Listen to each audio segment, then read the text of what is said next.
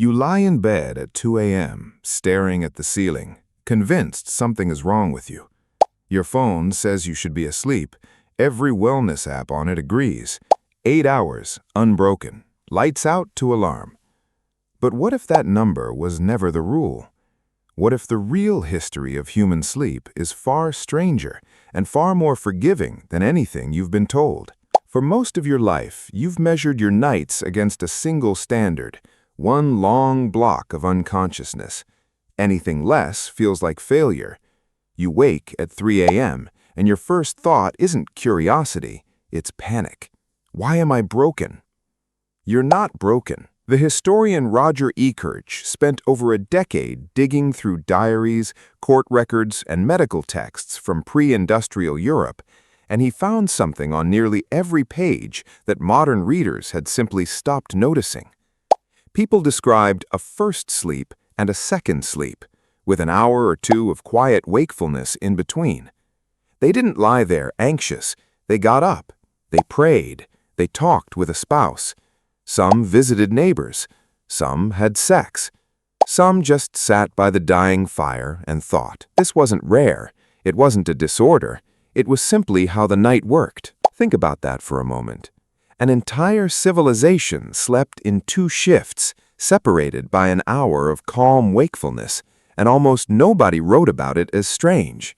It was as unremarkable as breakfast. The gap between sleeps even had a name in Old English texts, and it appears in law, in poetry, in medical advice about which hour was best for study or conception. Segmented sleep wasn't a glitch in the system. It was the system. So what changed? Light changed. Cheap, abundant, artificial light. Before gas lamps and electric bulbs, night meant darkness, and darkness meant a long stretch of low activity, roughly from dusk to whenever the household chose to rise. Ekirch's research points to industrialization as the turning point. As artificial lighting spread through cities in the 1800s, the night shrank. People stayed up later. They compressed their rest into a single block because the world outside their window no longer forced to. By the 20th century, segmented sleep had vanished from cultural memory almost entirely. Not because it was unhealthy, because it no longer fit the schedule of factories, offices, and streetlights. Here's where the story gets stranger. In the early 1990s, the psychiatrist Thomas Ware ran an experiment that, in hindsight, reads like a time machine. He placed a group of volunteers in an environment with 14 hours of darkness a night. No artificial light allowed, for weeks at a stretch. No screens, no lamps, nothing but true, ancient darkness, the kind your ancestors knew every single night of their lives. Within about a month, the volunteers' sleep reorganized itself. They stopped sleeping in one long block. They split into 2 segments, 4 hours apart, with a period of quiet, melatonin-rich wakefulness in between, almost identical to what Ekirch found buried in centuries-old diaries. Modern people, with modern brains, defaulted to a medieval pattern the moment modern light was removed. Your biology hadn't forgotten. It had just never been asked. Ware's subjects described that middle waking hour in oddly peaceful terms.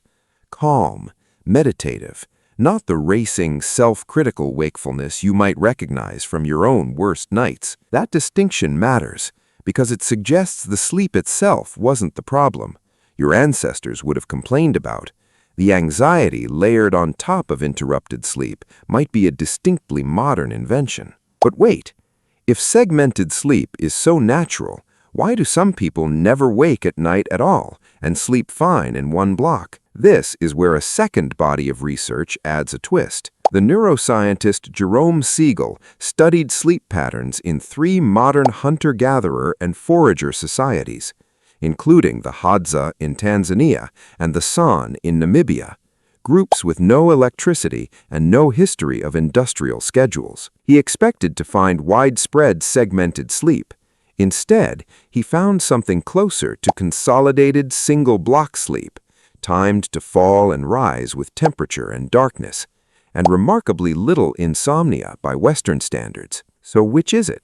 2 sleeps or one? The honest answer is both, depending on the environment. Segmented sleep may have been common in seasons or regions with very long nights, especially at higher latitudes with extended winter darkness, the exact conditions Ekirch found most documented. In more temperate equatorial environments with shorter, more consistent nights, one consolidated block may have been just as natural. Human sleep, it turns out, was never one rigid rule.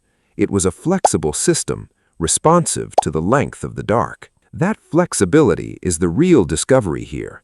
Not that everyone used to sleep in two parts, that sleep itself bent to fit the night, rather than the night bending to fit a clock. Now think about your own night again. The one where you wake at 2 a.m. and immediately reach for the phone, heart rate climbing, mind already cataloging tomorrow's failures. You are not malfunctioning. You may be doing something your body has done for most of human history. What's changed is not your biology, it's your interpretation of it. You've been handed a single number, 8 hours, unbroken, as though it were etched into your DNA, when in reality it's closer to a manufacturing default set by streetlights and shift schedules. Your ancestors didn't fear the midnight gap, they used it. There's a deeper layer to this, one that touches something beyond sleep. For most of human history, night wasn't just biologically different, it was psychologically different. Ekirch's sources describe that quiet middle hour as a rare space free of daytime obligation, a private, unsupervised gap in an otherwise supervised life. No work, no performance, just a fire, a thought, a quiet conversation. In a world that now fills every waking minute with notifications and demands, that gap may be one of the few truly unmonitored hours humans have ever had. You've lost more than a sleep pattern. You've lost a piece of solitude built into the architecture of the night itself. So the next time you wake at 2 a.m., here's a different way to hold it. Don't reach for the phone. Don't spiral into the math of hours lost. Lie there or get up quietly and let the mind do what it was built to do in that gap. Wander, settle, notice. Your ancestors called it the watch between sleeps. They didn't dread it, they lived in it. Maybe the myth was never that 8 hours is required. The myth is that unbroken is normal. Somewhere between a candlelit diary in 17th century England and a darkened lab in the 1990s, the same pattern kept reappearing, waiting patiently for modern life to remember it.